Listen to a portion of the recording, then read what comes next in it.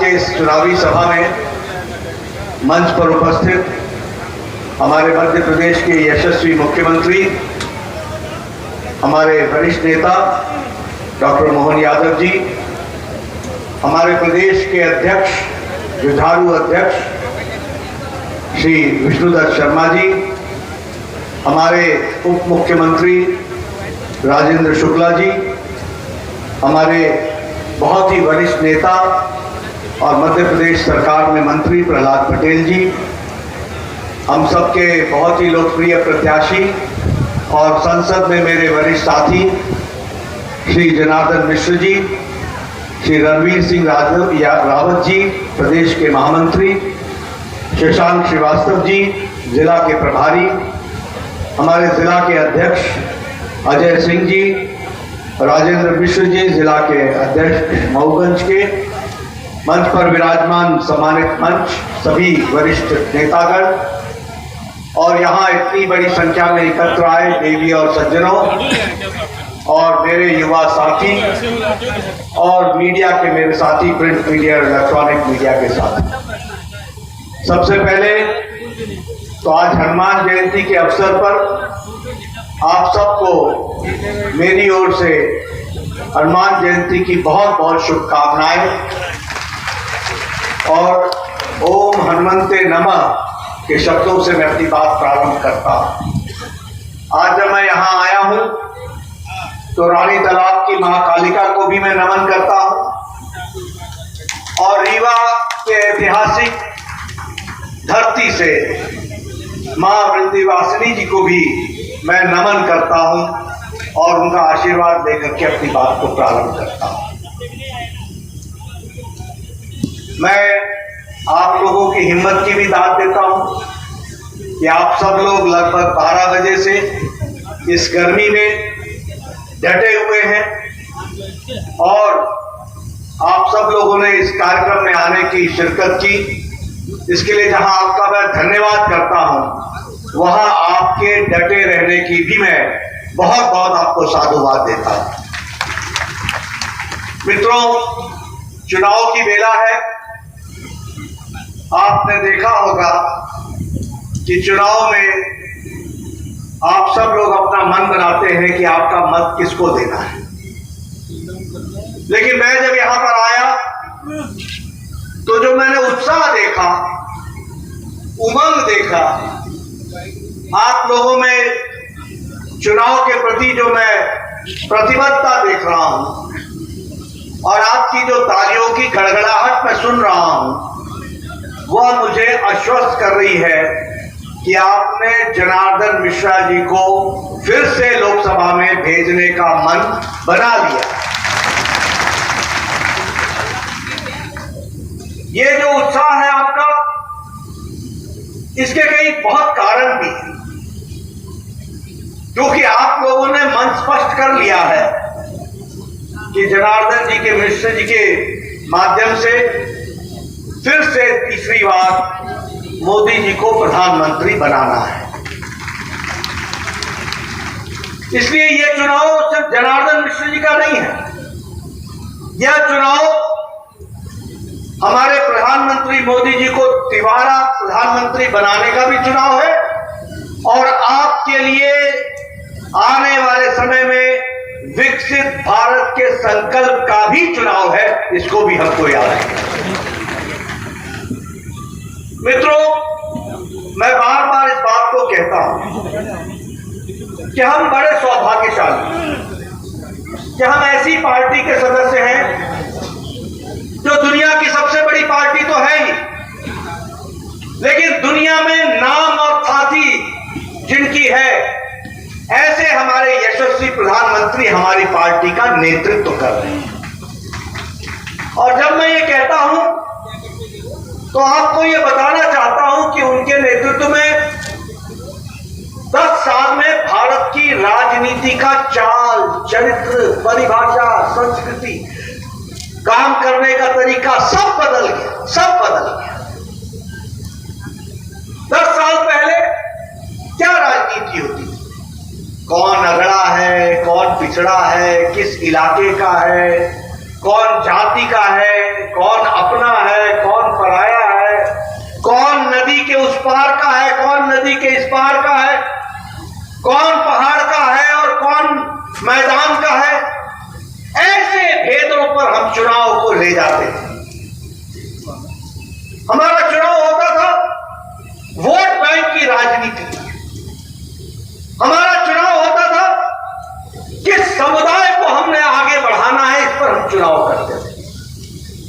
लेकिन 10 साल का अंतर यह आया कि आज चुनाव मोदी जी के नेतृत्व में विकासवाद का चुनाव हो गया, विकासवाद का चुनाव, विकास ही उद्देश्य बन गया और विकास के नाम पर ही चुनाव होने लगा।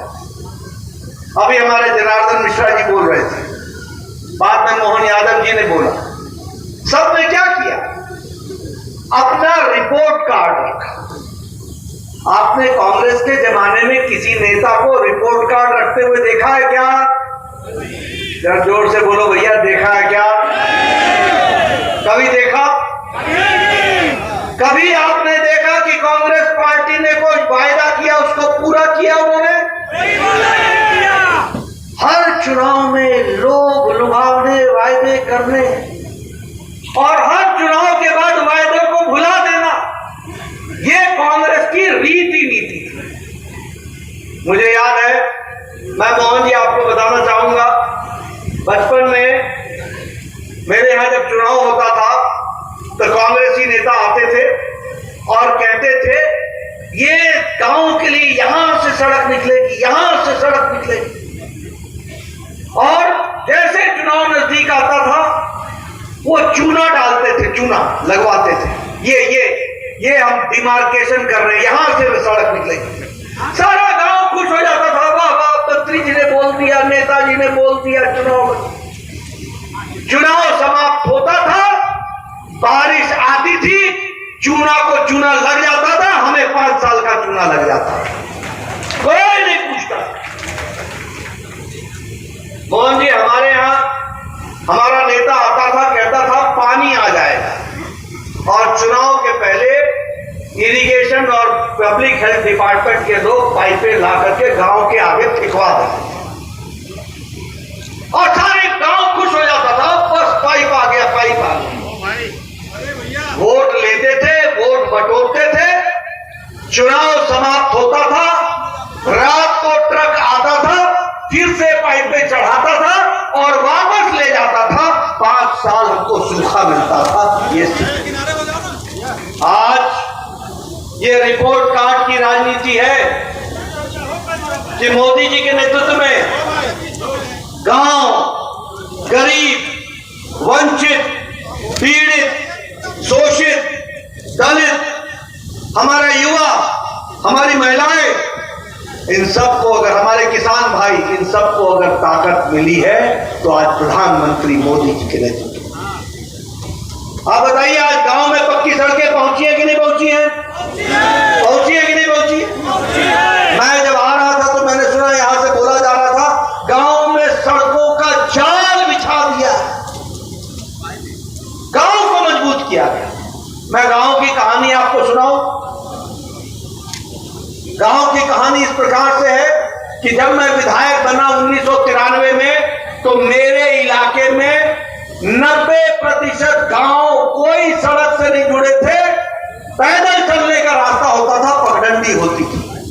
आज मोदी जी के नेतृत्व में 4 लाख से ज्यादा गांव जुड़ गए हैं और 2 लाख से ज्यादा पंचायतें जुड़ गई हैं पक्की सड़क से। इस तरीके का काम है।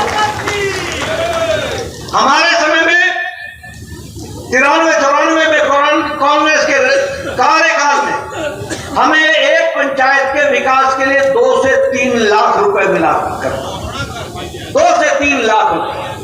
आज मोहन यादव जी, आप एक पंचायत को 5-5 करोड़ मोदी जी दे रहे हैं कि नहीं दे रहे हैं? बताइए, दे रहे हैं कि नहीं दे रहे?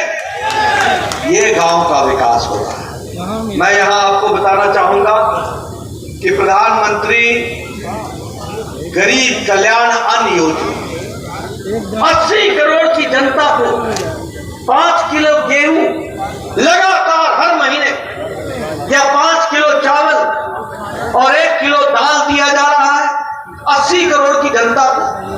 और मध्य प्रदेश में ये गरीब कल्याण अन्न योजना में 5 करोड़ 1 लाख लोगों को दिया जा रहा है। 5 करोड़ 1 लाख।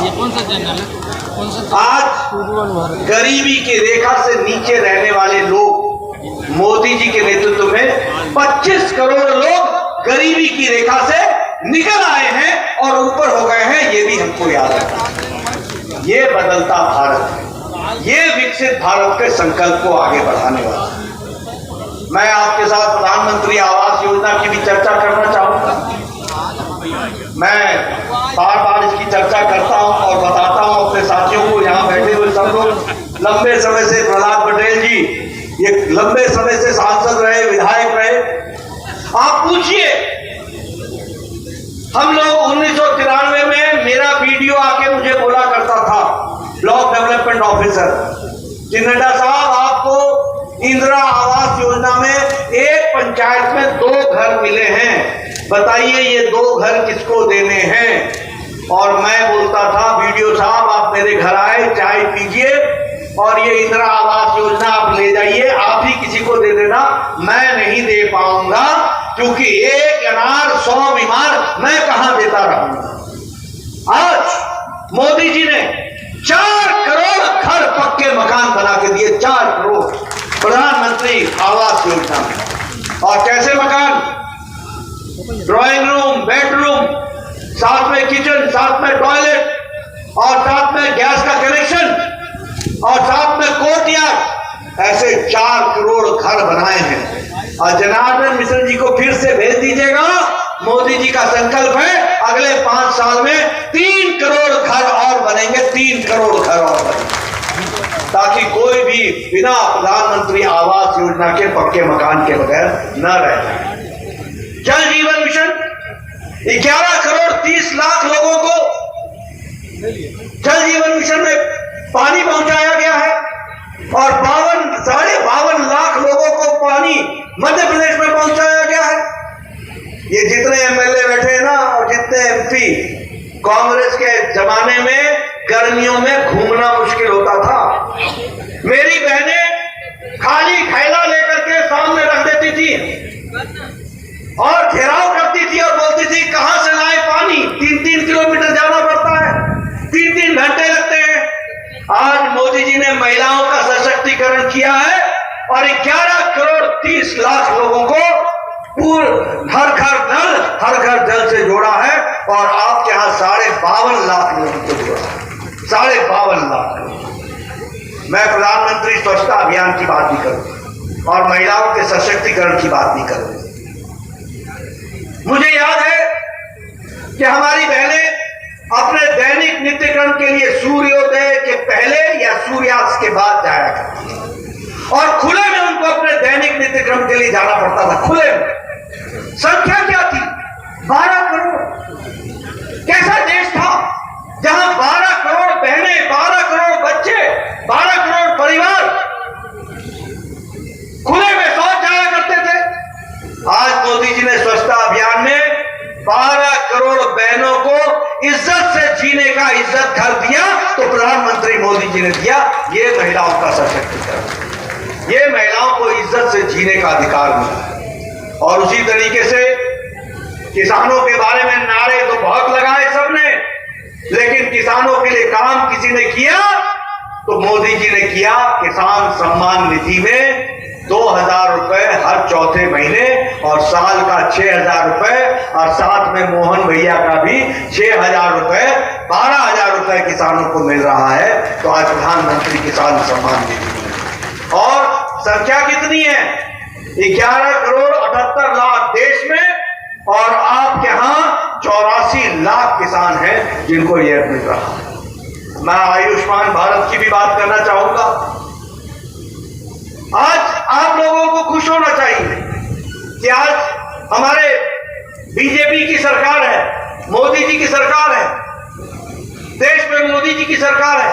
ये सब जो बैठे हैं आगे की पंक्ति में, ये सब आज से 10 साल पहले एप्लीकेशन लिखते थे।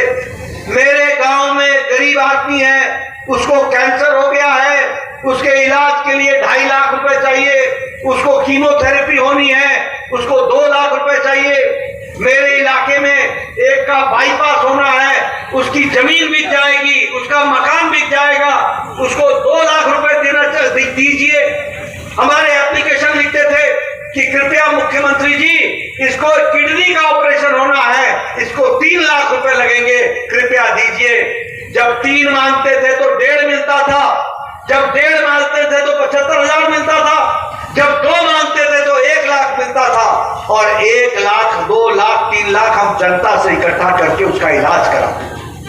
आज आयुष्मान भारत में मोदी जी ने गरीब लोगों के लिए 10 करोड़ 74 लाख परिवार, 55 करोड़ लोग, भारत की 40% आबादी गरीब लोग। कौन है ये लोग? बाय प्रोफेशन, जो काम से जाने जाते हैं, ऐसे लोगों का सिलेक्शन हुआ है। कौन लोग हैं ये? रिक्शा वाला, ठेला वाला, रेड़ी वाला, सब्जी वाला, बस का ड्राइवर, बस का क्लीनर, ट्रक का ड्राइवर, ट्रक का क्लीनर, हमारा लिफ्ट चलाने वाला लिफ्टमैन, होटल में काम करने वाला वेटर, होटल में काम करने वाला मसालची, जो बर्तन धोता है, हमारा रैक पिकर जो कूड़ेदान से प्लास्टिक इकट्ठा करता है, बाल काटने वाला बार्बर। ऐसे गरीब लोगों को प्रधानमंत्री जी ने 5 लाख रुपए का हर साल गंभीर बीमारी से लड़ने के लिए आयुष्मान भारत को उनका हेल्थ कवर दिया। और नोट कर लेना मेरे मित्रों, अभी मोदी जी ने कहा है 3री बार वो प्रधानमंत्री बनेंगे। इस देश में 70 साल से ऊपर का कोई भी बुजुर्ग, 70 साल से ऊपर की कोई भी हमारी माता, कोई भी व्यक्ति, और तो और हमारे किन्नर भाइयों की भी किसी ने चिंता नहीं की। प्रधानमंत्री जी ने कहा है कि 70 साल से ऊपर का कोई भी व्यक्ति और किन्नर समाज के भी व्यक्ति को अब फिर से 5 लाख रुपए का हेल्थ कवर दिया जाएगा। 5 लाख रुपए का हेल्थ कवर। ये बदलता भारत, ये बदलता देश, इस तरीके से प्रदेश को आगे बढ़ाया जाए। अगर मैं बात करूं लाडली लक्ष्मी बहना योजना की या लाडली लक्ष्मी योजना की, ये इसने महिलाओं का सशक्तिकरण किया।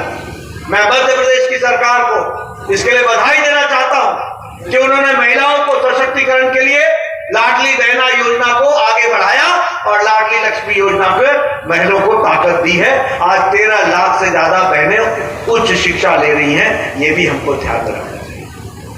आज अभी हमारे जनार्दन जी आपसे बात कर रहे थे कि सीधा ट्रेन पर यहां से बैठा हो वहां उतरा। बोलते थे कि नहीं बोलते थे? बोलते थे कि नहीं? हाँ बोलते थे। एयरपोर्ट बना रहा है, बोल रहे थे कि नहीं बोल रहे थे? यानी हाईवे, एयरवेज, इंटरनेट में आपको जानकर खुशी होगी 1,75,000 से ज्यादा पंचायत ऑप्टिकल फाइबर से जुड़ गया, ऑप्टिकल फाइबर से जुड़ गया। कॉमन सर्विस सेंटर अब गांव में चल रहा है। क्या विकास की कहानी है, क्या लंबी छलांग लगाई जा रही है। हर एक दृष्टि से विकास हो रहा है। मेडिकल कॉलेज, 14 मेडिकल कॉलेज दिया आपको, 14 मेडिकल, मध्य प्रदेश को 14 medical college, all India institute of medical sciences दिया। पेट्रोकेमिकल इंजीनियरिंग की का सेंटर ग्वालियर में खुल रहा है। हर दृष्टि से विकास के काम चल रहे हैं। मित्रों, आप बताइए, ये विकास की कहानी चलती रहनी चाहिए कि नहीं चलती रहनी चाहिए? जरा जोर से बोलिए, गर्मी ज्यादा है, मैं समझ रहा हूं आपको। चलती रहनी चाहिए कि नहीं चलती? आप बताइए, मोदी जी के नेतृत्व में स्थिर सरकार चाहिए कि नहीं चाहिए? आप बताइए, जब कोरोना में सब लोग अपने घरों में दुबक गए थे, उस समय बीजेपी का एक एक कार्यकर्ता समाज की सेवा कर रहा था कि नहीं कर रहा था? हमारे जनार्दन भैया सबसे आगे रहे कि ना थे कि नहीं थे? आज इनको सबसे आगे भेजना है कि नहीं भेजना है? कोरोना में इन्होंने काम किया कि नहीं किया?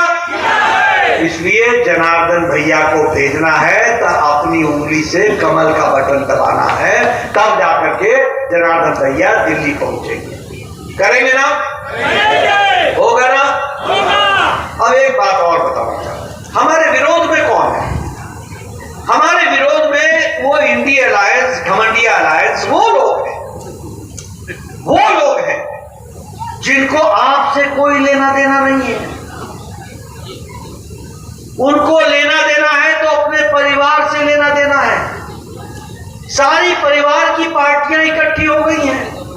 मैं, मेरा बेटा, मैं, मेरी बेटी, मैं, मेरा दामाद, इससे बाहर उनको कुछ नहीं दिख रहा है। ये कहां आपकी सेवा करने लगे?